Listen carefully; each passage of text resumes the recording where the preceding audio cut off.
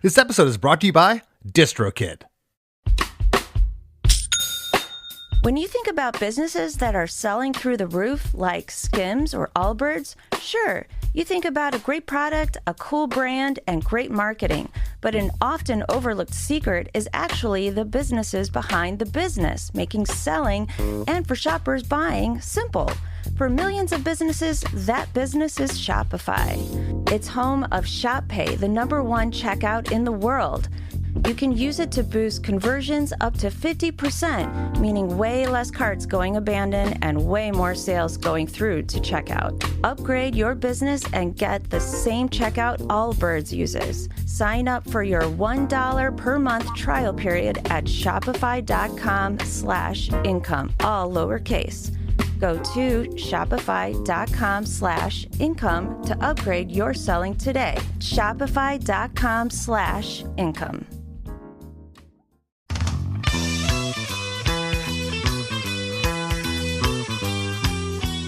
Hey everyone, today's guest is Angelo Moore, lead vocalist and saxophonist for the Los Angeles, California rock band Fishbone. Together, we break down the writing, recording, and inspiration behind the band's first ever recorded single, Party at Ground Zero, which was also included on their 1985 self-titled EP. A moment ago, I referred to Fishbone as a rock band. Well, that's a blanket statement, as you can't possibly pigeonhole this band. They take elements of ska, punk, funk, rock, soul, blues, dance, pop, reggae, calypso, and probably a few other styles I'm forgetting. Throw them into a blender and sit back to see what happens. Fishbone were not only ahead of their time, they were barely out of high school when this song was put to tape. Producer David Kahne's resume speaks for itself, having worked with such heavyweights as Sublime and Paul McCartney, and his production here is awesome. 40 years later, and this is still one nonstop party. I told Angelo, and went on record as saying, Party at Ground Zero is my all-time favorite ska punk song. It doesn't get much better than this. So for all this and a nod to Saturday early morning cartoons, sit back and get ready to party. Hey, have you heard? Krista makes a podcast. Hey, have you heard? Krista makes a podcast. Hey, have you heard? Krista makes a podcast. Hey, have you heard? Krista makes a podcast. Angelo, I'm just going to jump right in and tell you, I didn't realize that this was Fishbone's gateway to the world, Party at Ground Zero. I did not know this was your first single. I knew it was on the first EP. And I just have to ask you, how did you and your bandmates come up with just such a raucous, amazing arrangement, one of the most catchiest songs, and I'm going to go out on a limb here and say this is my favorite ska punk song of all time. Okay, well, thank you, man. Take me back to sitting in that, I don't know, garage or warehouse space, wherever you created this, and how did this, I'm going to call it a masterpiece, how did this come about? Well, Kendall Jones was playing the riff. I don't know which one of us came up with the horn part, because that's the staple. Mm-hmm. I guess it was kind of like a blues-based New Orleans kind of thing when we were coming up with it. And when Kendall was writing the lyrics, you know, Kendall's always writing some apocalyptic type of shit. He's always writing some futuristic, apocalyptic type of shit. You know, the world's coming to an end and here's why. And so he wrote a song, he wrote the lyrics. I wrote the bridge, he wrote the lyrics. Damn, who wrote that horn part? Maybe Chris, I don't know. Fuck, I can't remember, man. But we just started playing that, man. We were playing it in the bedroom, actually, with Norwood and Fish's bedroom over there on off of Cadillac and La Cienega. And we were in rehearsal. You know, I would catch the bus from Woodland Hills every day, 2.5 hours into L.A., because they were in the middle of the mid inner city busing program, right? So they'd bus everybody out from the LA into the valley and back, and I was already in the valley, so I'd catch the bus out there after school to get with the guys and sit in the bedroom for like about 3 to 4 hours after school and just sit around and jam out and noodle around, and that's where that song came up, man. Came up in the bedroom, like all children are created. We're talking. You said after school, so you're like 16, 17, 18 years old at this point? Yep, something like that. That's incredible, because I know what I was writing at 16 or 17, and most of my friends, what they were writing. And you always get, we've seen these virtuosos, these 8-year-old children that can play blues like Stevie Ray Vaughan. You're like, how are they channeling this? There are people like that, but it seems like you found a whole group of people like that, yourself included. This song is incredibly intricate. I went back. I was unaware, Angelo, there was a demo of the song that you guys had released at some point called Pink Vapor Stew.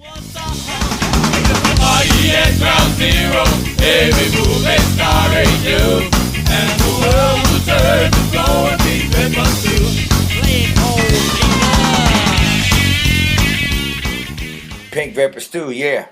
And that's the first version.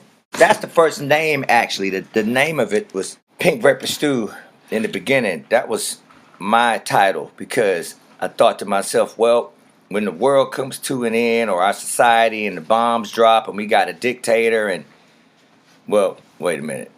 Am I talking about now, or I'm talking about then? Actually, it was back then, talking about times like now. Okay, so we got a dictator, Trump, Putin, same thing. Everybody's like, fuck that. And then the war breaks out, the bombs drop, and so there's blood in the street, and everything turns into Pink Vapor Stew. And Pink Vapor Stew is almost like some Bible type shit, because I grew up Jehovah's Witness, man. So all I was doing was reading the Bible and reading all the stuff that the Bible has to offer, and some of the apocalyptic times that the Bible talks about in Revelation. The blood will run in the street, people die, blah, blah, blah, all that type of stuff. And so that was the subject matter to start. Please do not fear, because Fishbone is here to say, just have a good time. The stop sign is far away. The stop sign meaning the bomb. The toilet has flushed, and when the toilet flushes, all the shit goes down. It goes down and out and wherever. And green lights are ghosts. Green lights are ghost. Meaning the green lights, they're ghosts. They ain't no more. They're not green. They're no more. And drop drills will be extinct. So that means it ain't no drop drills. It's the real deal. Speed Racer Cloud has come. The Speed Racer Cloud is the mushroom cloud. Speed Racer Cloud has come. They not know what they've done. Sin has just won. Planet Earth is a crumb, right? And the world will turn. Party at Ground Zero. A B movie starring you. And the B movie is like when you see Godzilla and all that. Like the B movies and the town's getting crushed. A B movie starring you, and the world will turn to flowing Pink Vapor Stew. You see me sitting here shaking my head, because did you realize at the time, and I'm not patronizing you, I'm not kissing up, did you realize how much art was going on here and how ahead of your time you were with this song, or were you just kids writing? We were just kids writing. We were unaffected by borders back then. We were unaffected by genres and borders and what kind of music you're supposed to, what if you're a certain culture, what kind of music you're supposed to play to a certain particular kind of people on whatever kind of radio station. So we weren't affected by any of that at that time.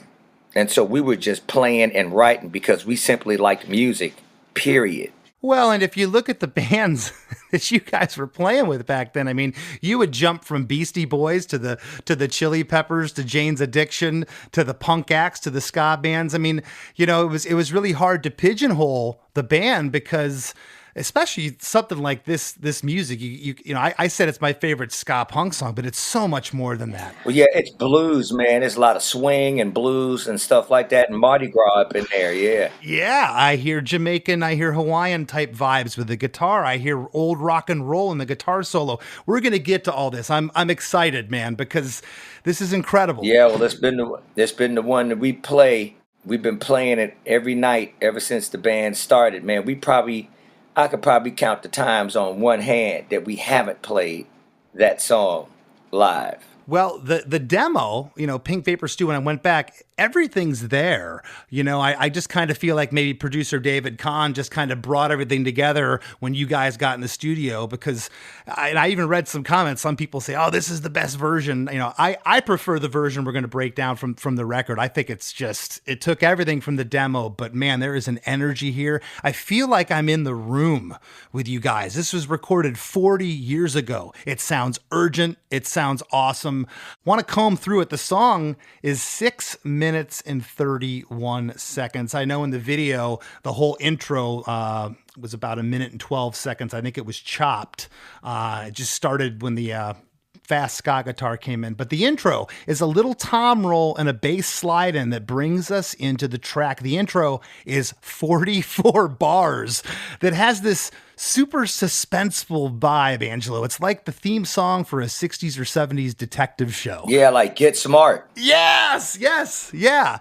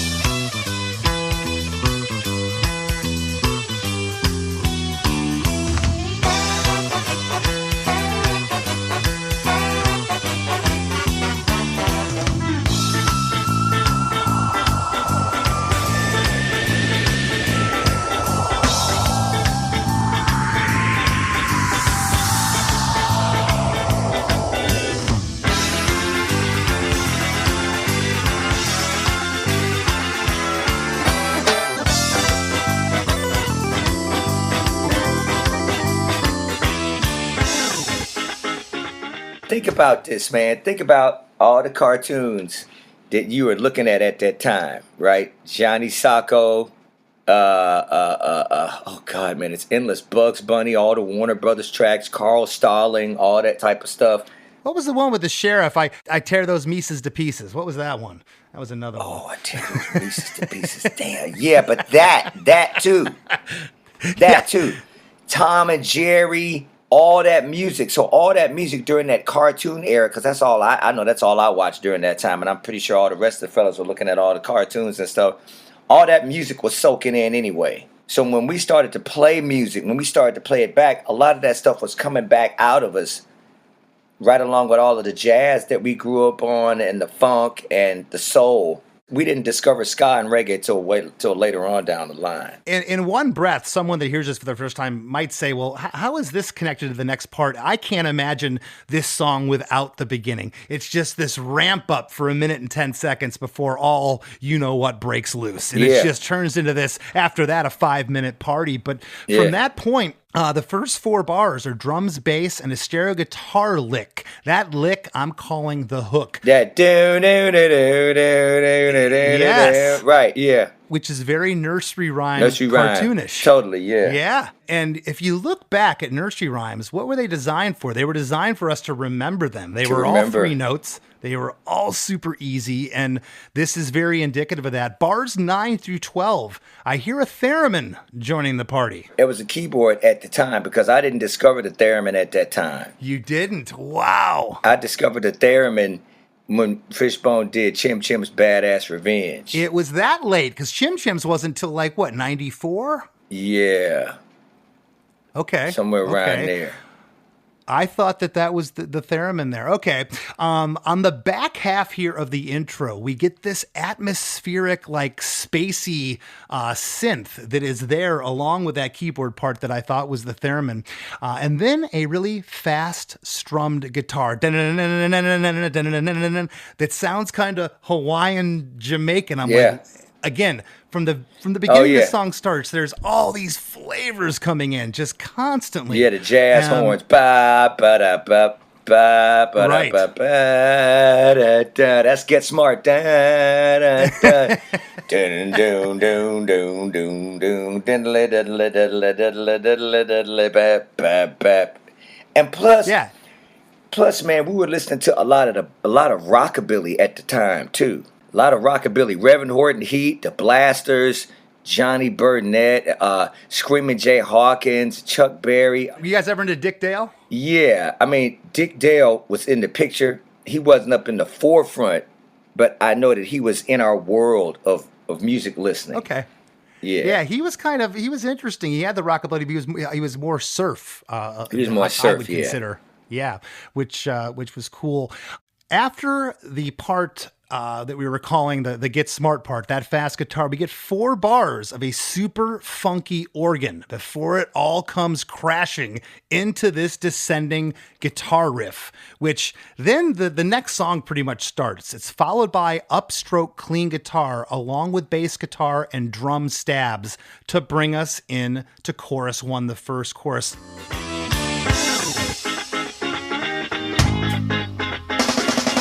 Party at ground zero, every move is starring you, and the world will turn to flowing pink vapors too.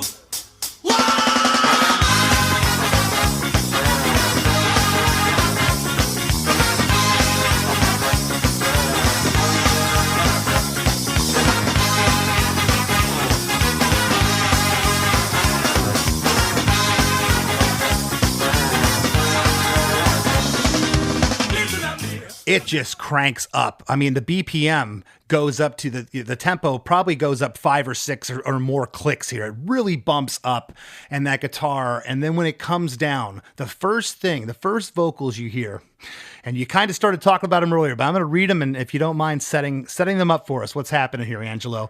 Party at Ground Zero, a B movie starring you, and the world will turn to flowing pink vapor stew. And Angelo, until I Googled these, for all these years, the last 35, how many years I've listened to your wonderful band, I thought it was Pink Vapors 2. No. Pink Vapor Stew is so much better because we used to hear about that stuff because, Russia was supposed to nuke us in the 80s, man. Excuse me, the Soviet Union. Yeah. Oh, God. The Soviet Union, Russia. Yeah, same shit. Them. But we heard that. I remember hearing stories of we're all going to turn into liquid if this bomb came. And as a 10-year-old kid, like, that's pretty hard to fathom. That's some crazy, scary shit. But luckily that the music is the part that uplifts from the horror story that we're talking lyrically. Well, isn't that funny with ska music? You could have these lyrics like this, but if you're just listening to this song and not paying attention to lyrics, it's the biggest party you've ever heard. Oh, it's the biggest party ever. And I've always loved that juxtaposition / contradiction of music within ska. It's like, we can have these really depressing lyrics on the surface, but man, the music. The blues, man. Right, yeah. That Party at Ground Zero is the blues, believe it or not. And when you listen to a lot of old blues stuff, Howlin' Wolf, Louis Jordan, all that type of stuff, man. Screaming Jay Hawkins. Oh man, the list goes on when it comes to like old blues. But that's what that is. They used to throw a microphone up to those cats and they would play. There was no overdubs. That was what was coming out of their soul, and that's straight on through. That's why people felt that so hard. Because it was absolutely real. This beginning chorus, okay, it's just hi-hat along with unison and harmony vocals. It is so absolutely killer. And you know what, David Kahne, when we were putting together those harmonies, from what I remember, because I'm pretty sure every band member has their own interpretation of what happened, but what I remember, David Kahne was coming from like an African harmonies style configuration when he put together those harmonies for Party at Ground Zero, or at least he was assisting us in putting it together. So he had us add a couple of notes or whatever, and it kind of reminds me of like Paul Simon, that kind of stuff that Paul Simon be doing with some of the African cats like Gumboots or. I know, and like do you know who else would use harmonies like that? Was Steven Tyler from Aerosmith. He's another one that had those weird I call them weird harmonies. They're not the typical thirds that you hear. But in this song, and I'm so glad you brought this up because that was be my next question. Is there like just a one note at some point? Like not just like na na na na na na na na na. It's not changing notes in there, and after the word "you," then it changes, but it stays the same all the way. Party at Ground Zero, party at Ground Zero, AB move it da da da da, and the world would turn to too. Right, so yeah, it's got that thing where, and you know what it reminds me of, like some of the Catholic choirs. Yeah. some of the cat like how the choirs will sing, and you got that one note that just stays straight through there. Fat Mike does a lot of that type of shit too. He does. Well, after the Pink Vapor Stew, we get a wow, a really spirited wow from Angelo. Yeah, right. And then the drum roll, which is like the guns firing. Then we in there. And then this is, to me, this is the song, this hook. This is the part. It's a 16-bar musical interlude. It's the horn hook. It's the hook of the song. The whole band is in. Yeah, the hook, yeah. Drums, bass, upstroke guitar, horns. On bars 9 through 16, the horns get a bit funkier on that back half than the first half. And again, my notes here, I just have, what a hook with an exclamation point. Oh, yeah, the hook. Yeah, the horn line, yeah. Horn line, man. Totally Mardi Gras. You're totally Mardi Gras. It's one of 4 times it's in this song. That's a lot in a song, and the reason it's a lot is because it's just so integral. It's such a great part. And we get into what I'm calling verse 1. Listen up here, 'cause this one is here to stay. Just have a good time, the love that is far away. The joy that has flushed, and clean up the ghost, and darkness will be its league. Spreads the cloud is coming, and I know what they've done. So there's just one, and I heard just a cry. Tell me what's going on here. Lay him on me, man. There's Lay him so on much. me. Let me hear him back. Shit, because when I'm singing them, it is just turned into a sound at this point for me. Well, this is poetic. But read the words back. I like hearing them back from other people. Go ahead. This is poetic genius. Please do not fear, 'cause Fishbone is here to say. Say what? Just have a good time. The stop sign is far away. That's right. The toilet is flushed and green lights are ghost, and drop drills will be extinct. Speed racer cloud has come. They know not what they've done. Sin has They just not won. know what they've done. Yeah, they not know what they've done. Sin has just won, and the earth is a crumb. Planet Earth is a crumb. Planet Earth. Okay, planet Earth is a crumb. Yeah. Hopefully, man, when people hear these words, hopefully they can listen to that and they can go, wow, that is really horrible. Let's make sure that just doesn't happen. Those were our intentions. Writing stuff like that, man. Those were our intentions. It's like, hopefully people will hear this and they go, oh, we don't want that to happen. Thanks for reminding us that we don't want that to happen to us. We want to stay here and be alive and live and love and blah, blah, blah, and all that stuff, all the good stuff, man. Well, and not that your fans weren't, a lot of them, smart or intellectual, but do you think lyrics like this were maybe lost on some people because they just heard the song in the party? Because this is this is hard to digest, man. These are pretty grim. Oh, dude, it's a drag. It's a fucking drag. On the line where we get say what? It's 2 voices. One's kind of present and one's kind of like off mic in the background. Was that just kind of loose in the studio and David Kahne kept that? Or? That's loose in the studio. Okay, I didn't think it was intentional. It sounded just off the cuff. And again, this whole thing feels like I'm at a Fishbone show. Say what? Yeah, this recording is... You remember JJ from Good Times? Absolutely. Say what? Yeah. You hear that shit in a lot of 70s type shit. Old JJ Walker. JJ Walker. On the second line, the stop sign is far away. We get a bada bada la. I think that's what you're saying there. La-di-da-di-da. Or is it la-di-da-di-da? I thought it was a B sound. La-di-da-di-da. This whole part in the verse is just hi-hat and vocals, along with bass and a guitar that's doubled that is following each other in unison. It is just, it's so genius that that's following the vocal. And when did that come about? I know that was on the demo, but like... Oh, you talking about during the lyrics, please do not fear. Yeah.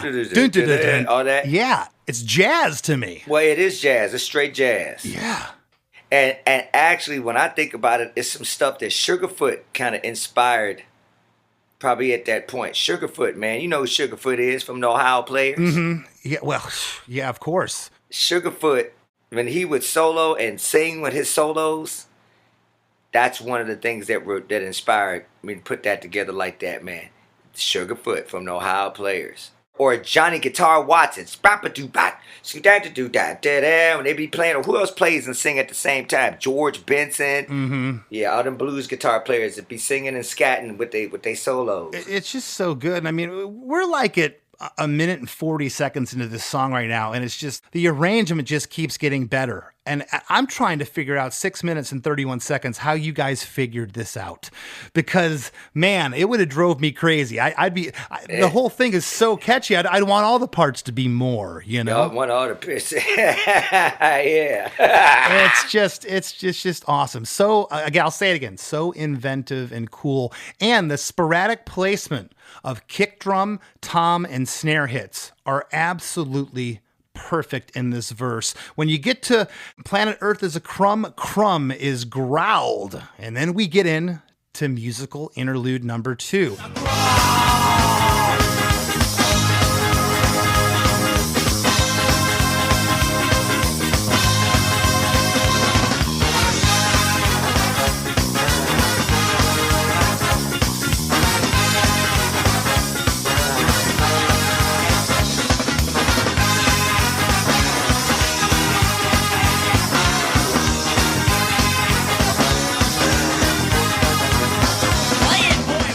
First 8 bars are a variation on the horns. These are just swells that are coming in here. Oh yeah, ba, ba, ta-da, you know, stuff like that. The intro. But yeah, the intro. It's the intro, but then you go back into the other part. So on bars 9 through 16, you get that the tension happening there, and then the main horn hook is bars 17 through 24, where the horns, again, they get super playful there on the back half. It almost sounds like there's an overdub happening there. There's the main horn line. You talking about the change. Doom, Yeah. doom, doom, doom, doom, doom, You got it.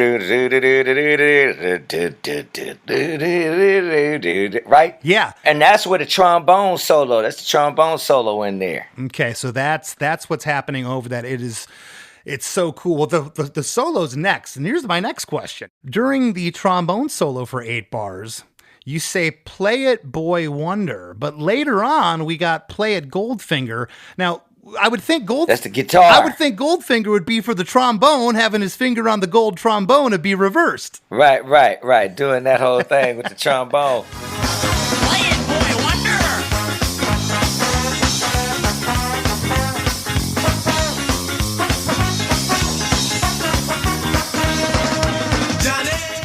So how did Boy Wonder end up being the T-Bone solo, and how did Play It Goldfinger be the guitar? Kendall, well, Play It, Boy Wonder. Me and Chris always looked at each other at that point as Batman and Robin was Boy Wonder.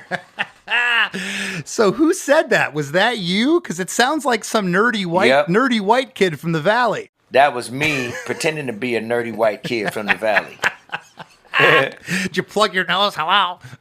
Yeah, Play It, Boy Wonder. I was like, well, maybe Angelo's going to surprise me. Like, no, that was David Kahne. We threw him in the booth. Snidely Whiplash. Yeah. You remember Snidely Whiplash? Snidely Whiplash. Snidely Whiplash. Play it, boy. Oh, yeah, see. Oh, maybe that was another character. Oh, God, it's so fucking many of them. I absolutely love this. Well, right after this part, the Play It Boy Wonder, it's an 8-bar trombone solo. There's no keyboards here. It's just the upstroke guitar, bass, and drums. Before we get into the next part, which I'm calling this the bridge. I mean, this almost feels like a verse, but it has different lyrics. The verses have the same exact lyrics. So I was like, well, a verse could have the same lyrics. I'm calling this the bridge. Johnny, go get your gun, for the commies are in our hemisphere today. Ivan, go fly your MiG, for the Yankee imperialists have come to play. Johnny goes to Sally's house and kisses him goodbye. But Daddy says to spend the night. He makes love to the early morning light, for tomorrow Johnny goes to fight. Johnny, everybody come along, for our nations need new heroes. Time to sing a new song. Johnny, go get your gun, for the commies are in our hemisphere today. Ivan, go fly your MiG, for the Yankee imperialists have come to play. Johnny goes to Sally's house to kiss her goodbye, but Daddy says to spend the night. Yes. They make love till the early morning light. For tomorrow, Johnny goes to fight. That's right. Johnny, Yvonne, Ian, everybody come along, for our nations need new heroes. Time to sing a new war song. And the first time I noticed here, and it could be a different name, but it's spelled I-V-A-N, pronounced Ivan. And the second time it's pronounced Yvonne. Was there a reason for that? I don't know, man. Shit. Kendall wrote that. Kendall was picking somebody's name. Okay. Kendall picked Yvonne, and Ian. Okay, because it's Johnny, Yvonne, Ivan. Yeah, because it says Ivan. Maybe it's Ivan. Well, Ivan's the first time. Ivan, go fly your MiG. But later on, it's Johnny, Yvonne, Ian. Everybody come along. So. What if we called him Janie? Janie? We'll just make up another one. Yeah, Janie, go fly your MiG. I'm going to probably feel really stupid here, but what's a MiG? A MiG is a fighter plane. Fighter plane. Okay. I have not heard that term. What's happening here? Johnny's going to say goodbye to Sally because he's going to fight? He's going off to war? Yep, and so Dad says, go ahead and get the berries all night, son, because you probably ain't coming back tomorrow.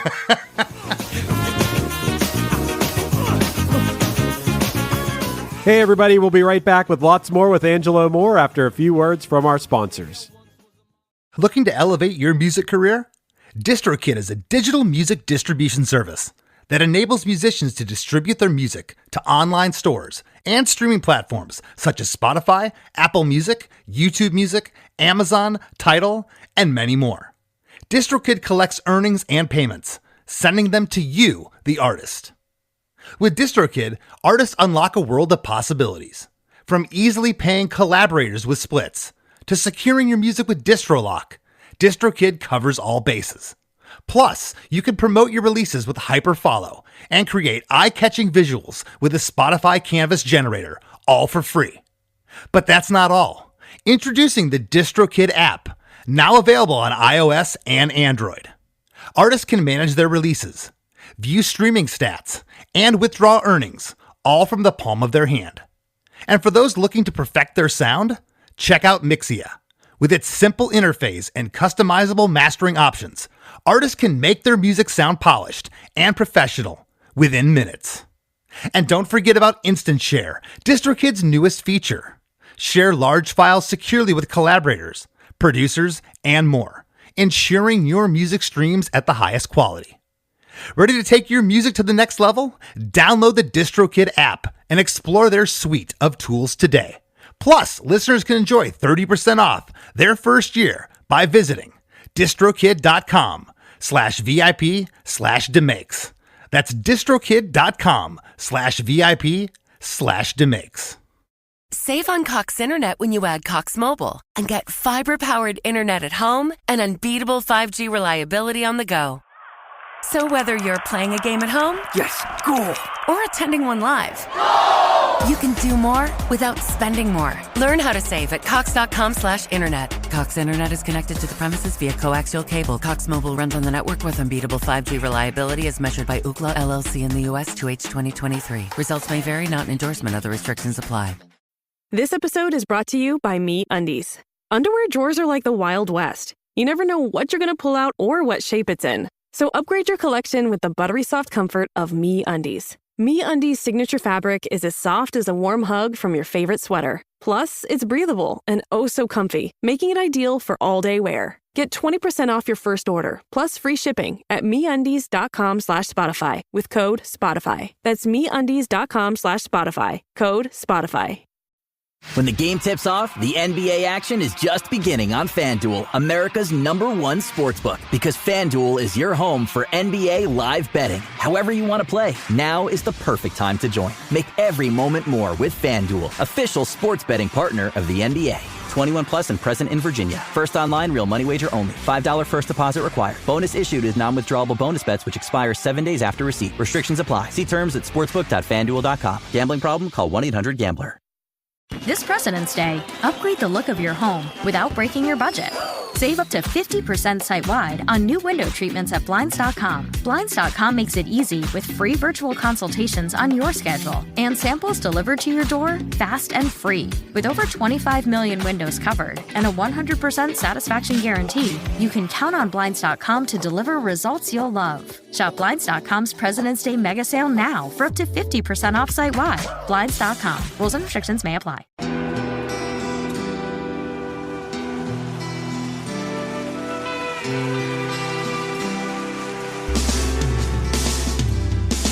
I don't think it overstates things to say that the Beatles were the greatest gift to entertainment and culture of our time, a secular religion, if you will, with their universal appeal and demonstrable impact on people's lives.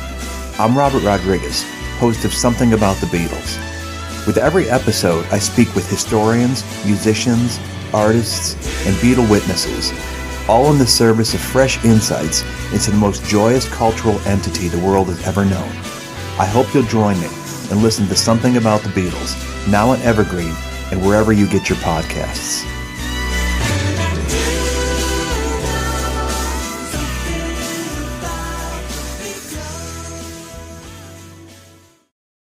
Hey friends, have you been loving Krista Makes a Podcast?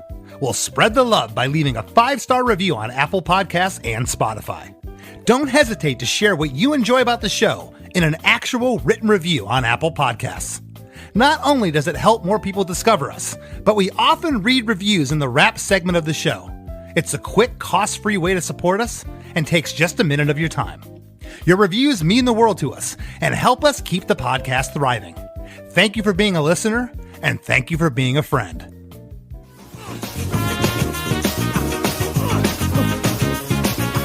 And now, back to the show. They say the prophet is not respected in his own land. You heard that saying. I have.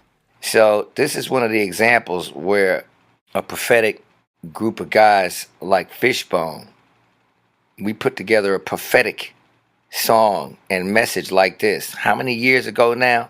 What'd you say, 30 years? 40 years. Like, I don't know. I don't keep up no more. 30, 40 25? years. 1985. 1985. Okay, so we put this out in 1985. It's almost like now we telling the future, and now we're looking at the possibilities in our time, in our society, on this planet, where some shit like the lyrics in Party at Ground Zero could happen if we're not careful. A fucking B movie, man, where bombs is dropping and Godzilla's stepping on shit and burning shit up and killing people and everything, man. Think about all those people over there that died at them in those wars that were going on, man. That's what this song is about. It's about stuff like that, you know. So we want to prevent these things. The first line, when you say, in our hemisphere today, we get 6 spirited yas.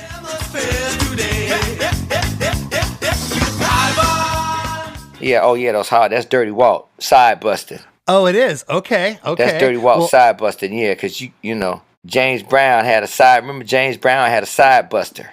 Get on up, get into it, get involved, get on up.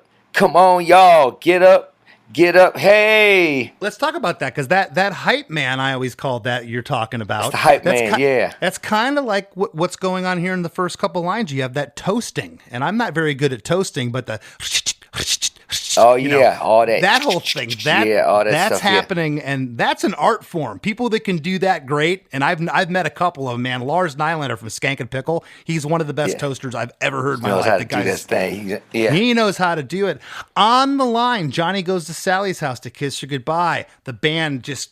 The drums pick up and it just starts rocking here. The trombone is in at that point. The toasting ends on the line, but Daddy says to spend the night.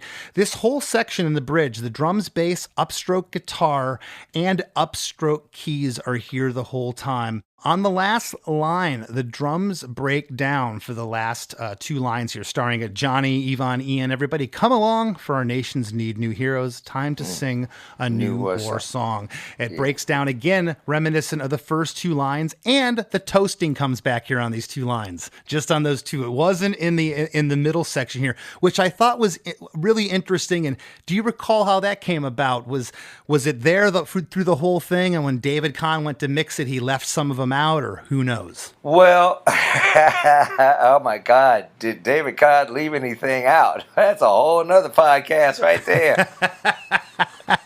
He sounds like he's pretty meticulous. I don't know if he left anything out, right? But David Kahne, he did a good job, man. Shit, I'm glad he was there. I'm glad he pulled us into the mix. I'm glad we recorded it and put it out so it can make the world a better place. Like right now, I've never thought I would hear anybody break down a song like this the way you're breaking it down. Oh, well, thank you. No, it's because I look at this song, like as you're talking about it, I look at it as a noodle. You got one noodle. Now you are going in with the microscope into the one noodle and asking about this little particular granule here that's attached to that granule, that's attached to that hair, that makes the material that the noodle is made up of. There you go. And we want you to tell us, Angelo, what it is. I'm like, man, all I did was just go pew whoop, and then there's the noodle. And you know what? 95% of the time, that's what I hear back, but you never know. Sometimes you get someone sitting here, Angelo, and they'll look at me and say, oh, you know what that was? It was because David Kahne or someone insisted it was this. You're like, whoa, really? And yeah, that's what's so interesting and fascinating about this podcast is no two songs can ever be alike. For the last, I'm going to say 35 years, I came around 88, 89, Truth and Soul, around that time, Reality of My Surroundings, when I got into the band, and I went back and heard the EP and everything else. But for the last 35, 36 years, are you saying pizza here? Time to sing a new war song? Pizza! Time to sing a new war song. Oh, wow. Well, you know what? That pizza is probably Dirty Walt. Okay. I don't know what he's saying. That's probably some hype man shit right there. Okay. Maybe he was hungry and David captured him saying, order some darn Domino's. Pizza right now, right in the middle of the song, right at the right time. Yeah. These Fishbone soldiers can't work hungry. That's not how this works. Man, see, now you got me thinking, okay, what does it say there? Holy shit. Fucking pizza. Well, nothing. I'll be honest with you. At this point, nothing would surprise me in the song. Maybe it is pizza. Maybe that somehow fits into the storyline here. But after this bridge part, we get into chorus 2. And what's great here, it's drums, bass, upstroke guitar, and upstroke keys. And it's pretty much the same thing as before, but the whole band is in here. It's not just vocals.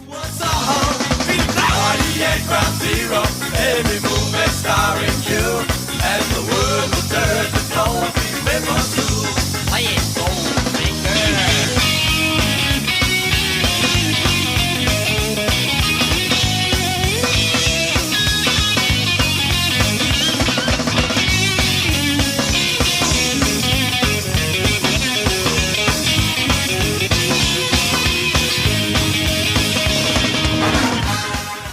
On the line, Pink Vapor Stew. We get a Play It Goldfinger, and then we get into a 16-bar guitar solo. Now we're in Chuck Berry's world. And what I love about this part is it's just bass and drums and a super loud hi-hat. There's no rhythms going on. So it's just what they would do in the 50s. The guitar player would break into a solo and would kind of be naked there. The hi-hat gets loud though to make up for that nakedness. Yeah, you just open up the hi-hat a little bit. It's great. Open it up just a little bit to create that tension. Was it live off the floor? Or do you remember him laboring over this solo? Because it just sounds like it's just natural. Man, it was probably a one-taker. Because Kendall was one taking. He was a lot of one taking. I mean, he have to overdub stuff too, but I remember he was a good one-taker, man. Something else about this song, why I think that it works at 6 minutes and 31 seconds, is because it never gets repetitious to me in the sense, like this chorus. There's no horns there. It's like, where'd the horns go? Well, the horns are really featured in that hook, and they're in other sporadic places. Oh, the chorus. You talking about when the chorus happens, the horns disappear? Yeah. Yeah. What's great about that is that, and I've had this, and it's an argument that I hate. It happens almost every record with my band, and it's with the horn players. I'm like, just back off here. So when you come back in, it's more powerful. If you have the horns the whole time, and it gets very, don't leave no room for dynamic. But I mean, you know what? It all depends if you want the horns to be a part of the rhythm section at that time. Mm-hmm. or if you want them to just be a dynamic feature.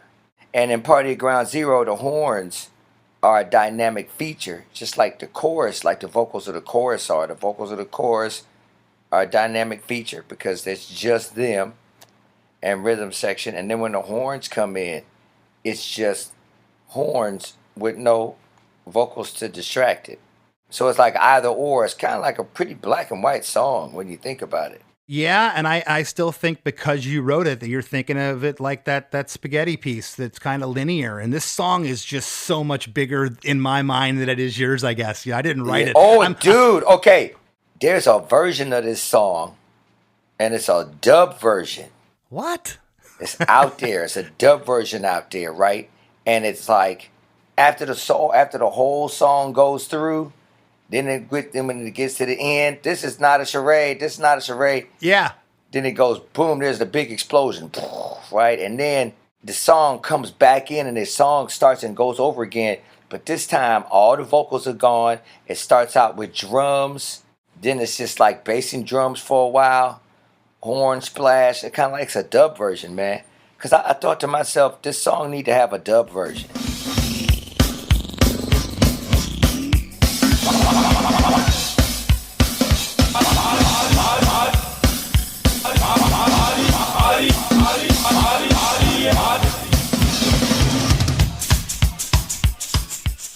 And on the other side of it is skanking to the beat on the other side of it. It's like a wax. Right on.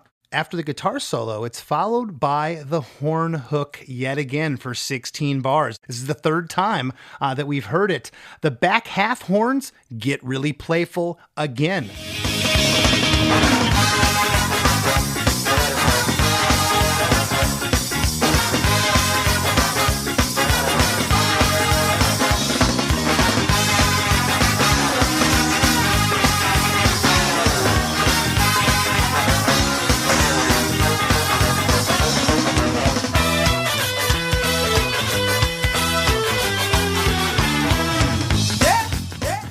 Next up is 4 bars of that high-pitched guitar riff. The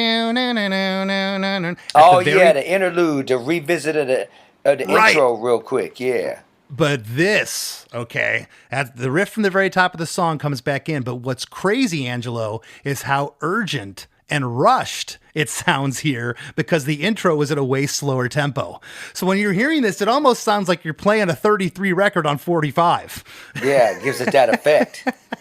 It really does. It sounds like it's too fast, but it's making you do this. It's making your brain, it's stretching your brain at that one little short moment. It's like, it give your brain a little quick engine burn.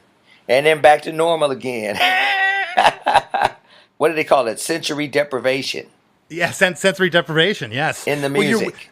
You're wondering where you heard that from before. You heard it at the very top of the song, but your brain doesn't equate it because it's so much faster here. It's the same part, but you don't have ear fatigue like, oh, I'm hearing this again. It's like it's a new part at that point. After those 4 bars, it's followed by 8 bars of drums, bass, and a guitar lick following the bass in unison for the first 4 bars. Angelo is also chanting hey on all the ones here.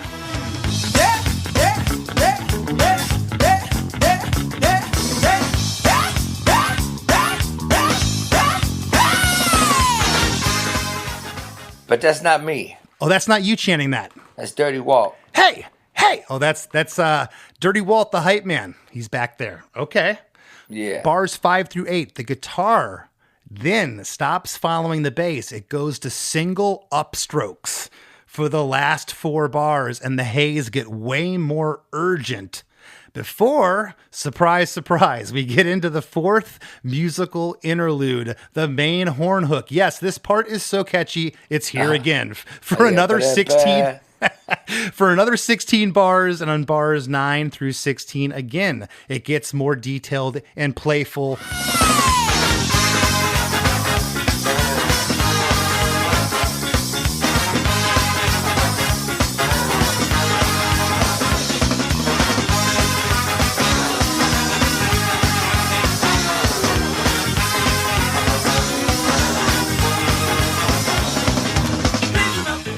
Yeah, you just lose yourself in that part. You absolutely lose yourself in that It's the part. party right there, the heart, that horn part. You get to lose yourself in there. So it's almost like we gotta dunk you back into the in the washing machine at least 4 times with that one. Well, we get into verse 2, okay? Same pretty much overall instrumentation and same lyrics. Please do not fear, 'cause Fishbone is here to stay. Let's have a good time, the sunset is far away. The toilet has flushed, and green lights are ghosts, and top fuels will be extinct. Spirits and cloud has come, then I know what they've done. Say that just one, and it goes as a cry. Please do not fear, because Fishbone is here to say. The say what here is screamed. That's Dirty Walk. We didn't have Pro Tools then, man. You were copy and pasting verses. Say what? That was Kendall. That was Kendall doing that Kendall one. said, say what? Yeah. Okay. And on the next line, the la da da da la da la da la, that part is quieter and it's more off mic. And again, I love that because I always talk about copying, pasting in these days with digital editing. It's so, we'll just take this part from here. And that's not the case here. You can tell that it's a different take. That was all in the room. Yeah, that's like in the room. It's beautiful. Again, the same overall instrumentation here in parts as verse 1, but this is no copy and paste job. I had that written in the notes. And the earth is a crumb. That last line is growled again, but it's different than verse 1. That's a different different growl that happens Just a there. little different. Yeah, man, we try to make everything just a little different each time around, Here's another cool part, Angelo. We get 8 bars. Again, this is the last horns you hear in the song. We still have 1 minute and 18 seconds left after this, but you get 8 bars of the horns swelling again.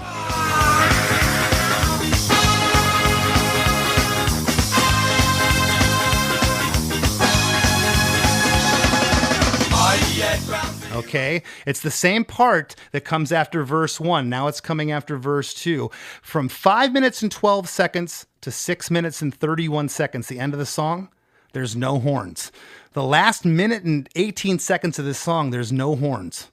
That is, to me, so cool, but it's so crazy at the same time because the horns were such a big part of this song. Well, yeah, because it's vocals right there.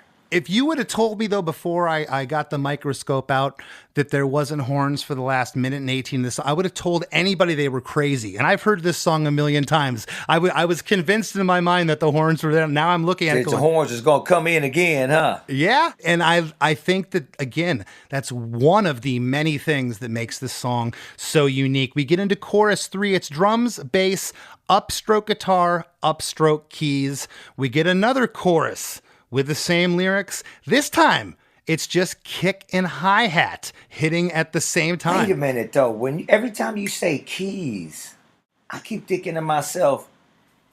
So I'm hearing like the guitar. Dent, dent, dent, dent, dent, dent. It ain't no keys. So it's just guitar. Just guitar. Are you at ground zero? Every move is starring you. And the world will turn to no one thinks they must lose. Is the guitar in stereo? Do you remember? Meaning, Probably in stereo. Was there 2 takes?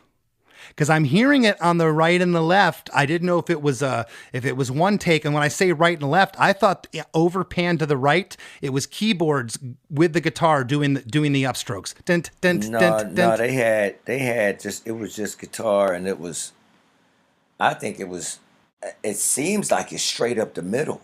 Okay. I swear that there was keys ghosting there, but if not, then this is just drums, And bass. then you got the bass on the hard left and hard right. You got guitar straight up the middle. And it was like bass, drums, and guitar, but the keys only come in the beginning. Okay. In the very beginning, on the laid back interlude, that's where the keys come in. Well, again, I love what's going on here sonically. I love the mix. I wouldn't change a thing. This song's 40 years old. It sounds absolutely incredible. I was thinking I was hearing upstrokes. I'll tell you what else it could be. It could be the guitar panned off left, the clean guitar, could be taken over and duplicated to the right speaker and have a pre-delay or a post-delay. That might have a thing on it. Yeah. Post-delay put on it that's kind of doing a ping pong with your ears or something. Now you got me thinking, because I don't ever think about this song no more. I just do it, man. Well, yeah. But you're not going to analyze it like this. You don't wake up in the morning and say, wait, was there a keyboard here? So chorus 3, when we go through Party at Ground Zero for the second time, the second go through, it's just kick and hi-hat hitting at the same time. And when you say Pink Vapor Stew, we hear a whack-a-doo, whack-a-doo, whack-a-whack-a-whack. Yep, whack-a-whack-a-whack. Party at Ground Zero, every move is starring you, and the world will turn to flowing pink vapor stew. Whack-a-doo, whack-a-doo, whack-a-doo. Party at Ground Zero. Where did I get the whack-a-doo from? And I'm assuming is that you or was that Walter doing that one? That's me. And that's you, okay. Whack-a-doo, whack-a-doo, whack-a-whack-a-whack. Yeah, whack-a-doo. Where does whack-a-doo come from? What cartoon, man? What is it? Whack-a-doo, whack-a-doo. Smedley the dog. Smedley the dog. After school cartoons. It wasn't Deputy Dog, was it? That was one. Maybe Deputy Dog. That's right. One of them guys. All of that. Oh my God, dude. I love you so much for this because, man, I think back to when I was 16, 17, 18. I mean, so much of what I was writing about was just silly stuff. You'd like, oh, there's Captain Kangaroo on TV. I'm going to write a song about that. And I did. I would write silly, stupid songs that no one ever heard. I got cassettes of them sitting in here in my closet that no one's ever going to hear. But I wasn't right. You got to put it out, man. Put it out. I wasn't writing with this type of sophistication. And again, not patronizing, not kissing up in any way. There's just, it's so beautiful how all these elements came together. Such a great song. Party at Ground Zero, a B movie starring you. And the world will turn to flowing pink vapor stew. This time, the whole band is here again, much like the previous time. There's a slight change on the third line, and the world will turn to flowing. There's a cool harmony on "and the world." Something else just right in that spot comes in. It's a little high note. That's Chris. Chris likes to hit them highs, them high harmonies. That just gets me. And then we go down, and a lot of times when we break down music or we're writing, when we write music, I find myself not wanting to do the most simple things, but sometimes that is the most beautiful thing, And case in point, simple stuff, huh? Yeah, it just breaks down to. It just breaks down to drums and vocals, okay? So it's just the drum beat with the vocals, and then the next time it says Party at Ground Zero, which this, again, is chorus 3, 1, 2, 3, 4. This is now the 5th time that it goes through. There's still, and at this point I wrote in my notes, still no horns, because I was waiting to hear them come back, and I don't hear them. And then we get into what I'm calling the outro. Party at Ground Zero, every movement starring you, and the world will turn to flowing pink vapor stew. Party at Ground Zero, every movement starring you, and the world will turn to flowing pink vapor stew. Party at Ground Zero, every movement starring you, and the world will turn to flowing pink vapor stew. Party at Ground Zero, every movement starring you, and the world will turn to flowing pink vapor stew. It's not a charade. Party at Ground Zero, every movement starring you, and the world will turn to flowing pink vapor stew. We get the chorus repeated 2 more times, but then we get you saying, "This is not a charade. This is not a charade. Do you understand me?" Followed by "This is not a charade" 7 more times. Halfway through this part, the whole track begins to fade. What's up with "This is not a charade"? Is this another cartoon reference? It's another cartoon reference. Was that Tweety Bird? Who would say that? Tweety Bird. Elmer Fudd. Yeah. This is not a Elmer charade. Fudd Elmer Fudd. Elmer Fudd had the speech impediment. What did David Kahne think of this when you knuckleheads were just getting up there and saying this? Was it? I'm assuming this was just probably just going, let it rip, let it go, let it flow. This is not a charade. And it's not either. Right. When you guys... And do we want to... I was like, man, I thought to myself, at the end of all of this, at the end of this song, being that we're breaking it down to the microscopic noodle pinch fabric, stem cell, I wanted everybody to know about me saying this is not a charade, is that this is a real serious subject matter. In my mind, those were my intentions. This is real serious subject matter. This subject matter is made to be taken seriously, and we should take heed to the warning.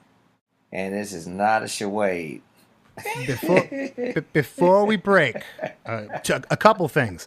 Thank you for taking the time to sit in. This is the second time that you've been on the show. But right? Yes. I was on here before, right? You were on here before our first season, and we're going on five years now. So you were one of our first. But before we break, I have to ask, take us back if you can to David Kahne saying, "I got a mix up," and you take that cassette, put it in the car, or you go in the studio, wherever you heard the mix. What did the collective? What did you guys think of this? Did it blow you away? Were you unsure? Man, okay, here's what I remember. Once this shit was mixed, we were in the parking lot of Canner's restaurant. You know where Canner's is? I had dinner with Rob Cavallo there one night, the Green Day's producer. Yes, I know where. Canner's. So we were in Canner's. We were in the parking lot of Canner's, man. And we were blasting Party at Ground Zero in the parking lot of Canner's, skanking in the parking lot. Because once we're out, once you're out of the studio, you're out from underneath the microscope. It's a whole nother deal. Once you hear like the car test and shit. You're saying something about the car, David Kahne and the car test, right? That's still my gauge. That's my go-to. Right? Yeah, you go to the car test to check it out there. Yeah. And I remember that, man. We were skanking to that shit in the parking lot, listening to Party at Ground Zero in the Canner's parking lot at night. I absolutely love it. I love every story that you told here. And I'm going to say it again. This is my favorite ska punk song. And I know a lot of ska punk songs. And this song is just the epitome. I would love to someday say that I wrote something as inventive and as beautiful as this. We got some great news for everybody out there. I'll be doing a tour with Fishbone, Less Than Jake, and Suicide Machines. Was it Warp Tour? Is it Warp? Is that what that is? Well, we're doing a couple dates on the Warp Tour, yes. But we're going to meet up with that. But we're going to be doing theaters and clubs with you guys pretty much the whole summer. It's going to be broken up into a couple of legs. And lastly, what else is going on with you yourself or Fishbone you'd like to let the listeners know before we break? So Fishbone's got a record coming out. I was just up in Oakland finishing up the last of the overdubs. Son of Fishbone, the Stockholm Syndrome Effect is going to be the name of the release. Son of Fishbone, S-U-N. We still shining on everybody. I love Stockholm, but we got Stockholm Syndrome. So that's the name of the title, and it's good. So we got that coming out. I have an album coming out, my solo stuff, and it's called Angelo Moore and the Brand New Step. And it's coming out Valentine's. Go to brandnewstep.com. It's called Perceptions, man. It's my electronic dance music, hip-hop, kind of experimental R&B record, I also have another band called Dr. Mad Vibe and the Missing Links, in which I have a double album, art installation release. I presently sell with, at the merch table out there with Fishbone. Dr. Mad Vibe's Underground Contraband Railroad is what I call it. I put that together when I was in Fishbone Penitentiary, and now that I'm out of there, I got Dr. Mad Vibe's Underground Contraband Railroad, which has all of my merchandise. I got the Missing Links double album. I also have 2 coffee table books. One is called Ska Do, Ska Don't, and it's I have a USB card that comes with it with all the music that goes with the lyrics and the art in the book. And I also have that's my Japanese release. And then I have a book, a new coffee table book called The Olegna Phenomenon, which is, I would call it under the title of Social Studies. And it's all of my short stories. I'm doing all the dialogue. It has an audio book that comes with it. So it's like a 135-page physical book with text, art, and illustrations, and it also comes with an audio book. So you put the audio book, the USB port in your computer, and you pull down the audio book, and you can hear me telling the story, reading the dialogue, and above this soundscape that I've created to create the picture and the scenario of what I'm talking about in the book. Yeah, so it's good. Multi-directional reading book. You can read it. You can read it like forward. You can turn it to the side and read it up and down. You can turn it upside down. You can read it from the left to the right and back. When do you find time to sleep? Oh yeah, I do. I find time. Believe it or not. Well, listen, Angelo, thank you again for sitting in and making the time today. I really appreciate it. Oh, no problem. Thank you, man. I appreciate it. Thanks for putting me out there. Everybody go to madvibe.com, drmadvibe.com, or brandnewstep.com, fishbone.net. You can see all the stuff there I got to offer that I've been putting together constantly, man. You know, I'm always putting together, always creating. You got to stay creative, man. I always tell people, don't pick up a gun or knife, pick up a fucking instrument. Amen, buddy. Musical instrument, man, a pen, you know, and write that shit down.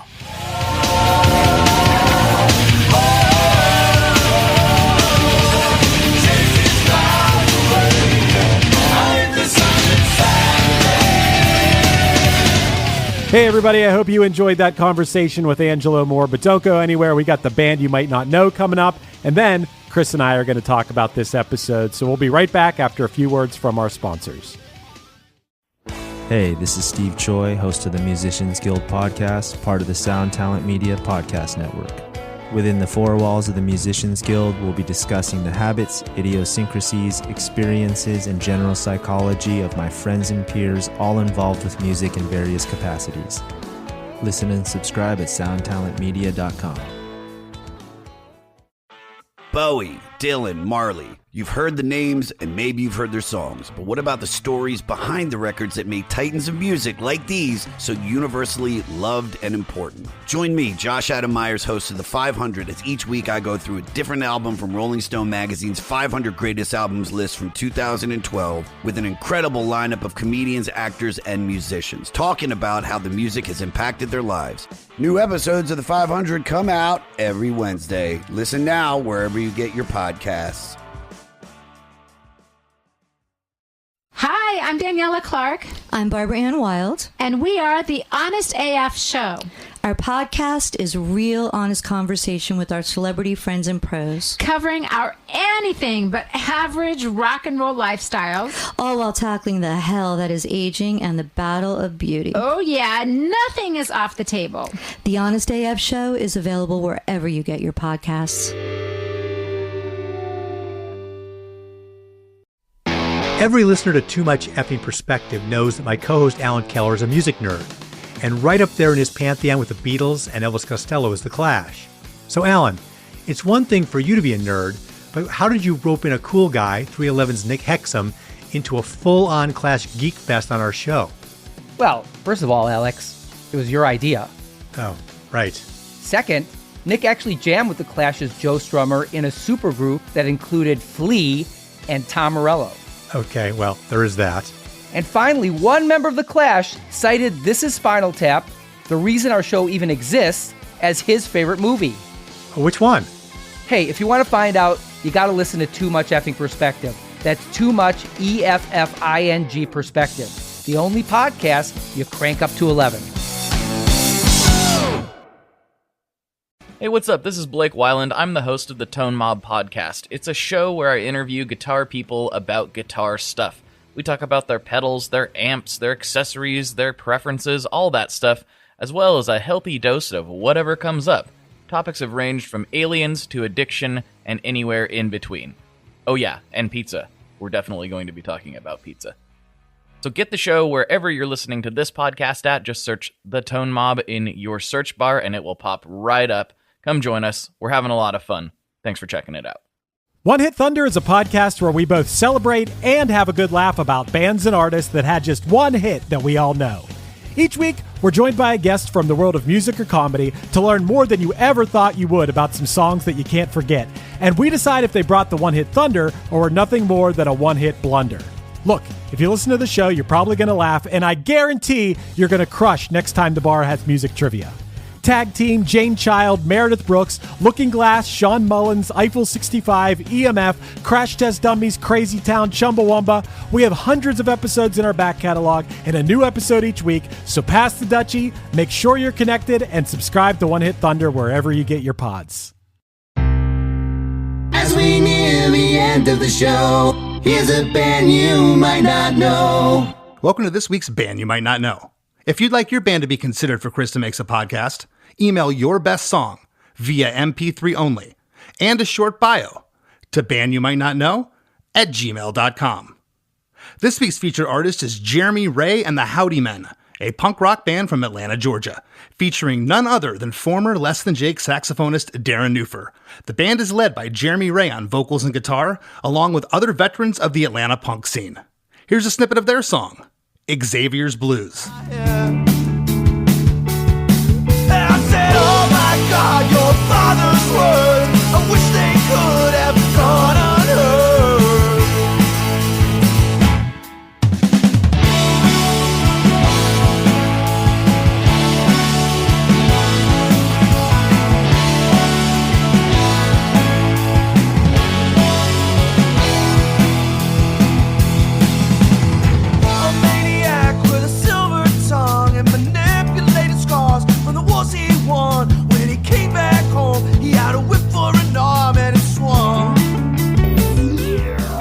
The Wrap with Chris and Chris. So, Chris, that was a lot of fun. I'm glad that we could get Angelo back, because when we had Angelo on for the first time, he was seriously like one of the first 10 episodes or something, and we were still figuring our show out to a certain extent, and I was glad we were able to get him back now. And for anyone out there, hey, if you're part of our Patreon, you can actually see the video, but most people probably aren't seeing the video, and you should know that Angelo was decked out for this episode. In fact, he was getting dressed at the beginning, putting his tie on. He was looking good for this episode, I gotta say. Yeah, his suspenders were yellow tape measures. Yeah. He's always been a man of style, Chris. Yeah, I wouldn't expect anything less from Angelo, and I loved hearing about the creation of this song.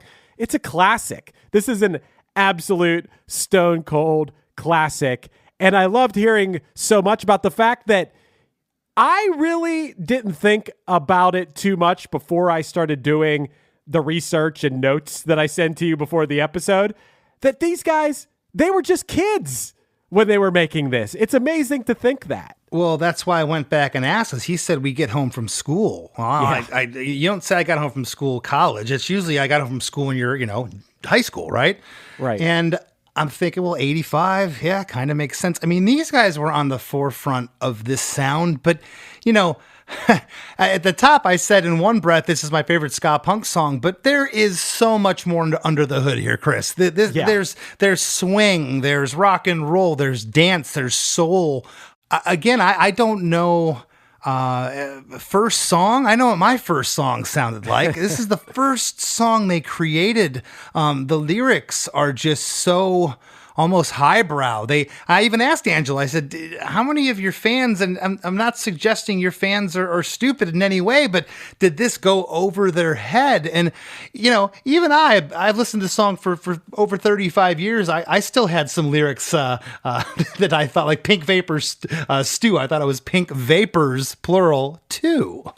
I would venture to say that most people listening to this song aren't thinking about the apocalypse and getting turned into pink vapor stew when they're listening to this. But yeah, I mean, the song is as relevant as ever and written by kids. It's almost as if this whole concept was passing through them. I love that he talked about how they were unaffected by borders and by people's idea of what they were supposed to play. He said they simply liked music, period. And like you said, that's why you get this amalgamation of all these different styles. They didn't have to pigeonhole themselves. They were kids playing anything they wanted to play. They were. And in the demo, there was a couple different things here or there, overall, but the heartbeat of the song, the idea was there. It was a great sketch, and I feel that David Kahne just took it all and everything was in that blender and made it into this cohesive piece of music that we hear here. 40 years removed, it sounds amazing to me. Let's not forget David Kahne has worked with Sublime, Sugar Ray, Taking Back Sunday, Romeo Void, The Outfield, and many more. Very eclectic, but the records that he made, that Sublime record is forever a classic. Party at Ground Zero, the records he did Truth and Soul. He did like the first 5 Fishbone albums. They're timeless. This does not sound dated in any way, shape, or form. David Kahne, that's a name that comes up a lot on this podcast, and rightfully so, because he's been part of creating so many, like you said, timeless songs. And it's also so cool. And I don't know where he was in his career at this point. I got to assume that he was pretty young at this point too. But it's so cool that he let them be kids in the music too, even to the point where you got influences of cartoons and TV shows and stuff. And by the way, Chris, I hate those Mises to Pieces. That is from Pixie and Dixie and Mr. Jinx, yes, which was one of the 3 segments of the Huckleberry Hound show from Hanna-Barbera. That was like a little spin-off of that. Okay. Yeah, okay. Just so you know. I love that he was mentioning all those references, because it took me right back to being that kid, and all kinds of goofy stuff went on in the studio in the early days. You'd say stuff off mic, and sometimes it would make the record, or you'd get mad and say that has to make it. And it sounds like that they were just, again, kids having fun, and it just really shows. Yeah, and you have this horror story of the lyrics that's going here. It's like sci-fi horror based in some sort of reality, but the music of the song is what lifts you up. That's what, Angelo said that. The music is what lifts you up. I love that. Absolutely. One more thing I want to mention, Chris. I was going to get into this, but I knew this was going to be a long episode because the song's just so intricate, 6 minutes and 31 seconds. But I remember seeing Fishbone in the theaters in 1987, okay? I had not heard of the band. They were in Back to the Beach with Frankie Avalon and Annette Funicello.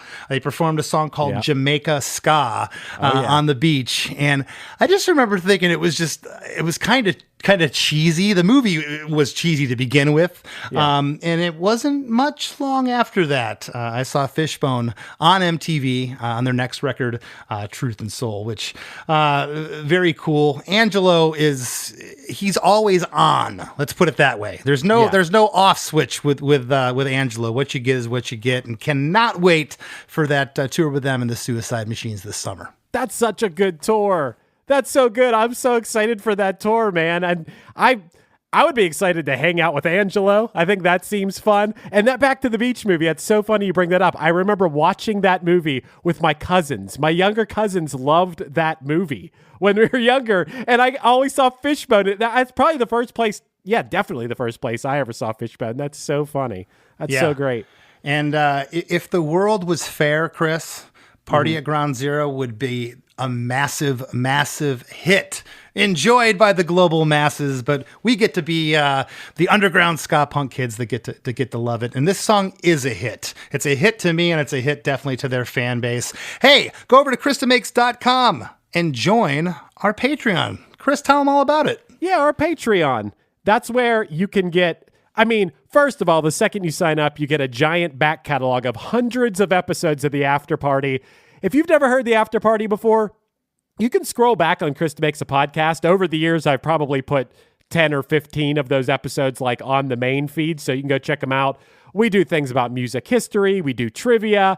We just basically have a lot of fun. That's why it's the After Party. Also, there's different levels where you can get the video of these podcasts. A lot of people have asked us for that.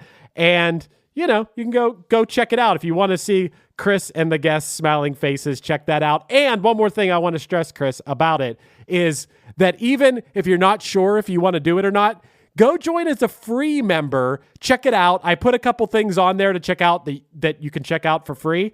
It's all at KristaMakes.com. And most importantly, it helps us continue making this show. We love making this show, and that allows us the ability to do that. We're not all Joe Rogan and Mark Maron in the podcast business, Chris. You know, we're trying. We're not. We're scraping. We're begging for dollars here. So thank you so much for supporting us, ChrisDemakes.com. What else we got, Chris? What else? Anything else? What do we have today? Come on. I have a review.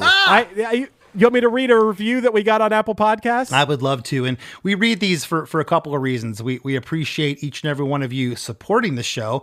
This helps us because, believe it or not, people do read these reviews. And you know what? We also found out that people like hearing their name read out loud. And sometimes it's not their real name. Sometimes we get crazy, weirdo names. So what do you got today? That's so funny you say that because this name on this review is LOEIRGHWJRPOIHJT bracket.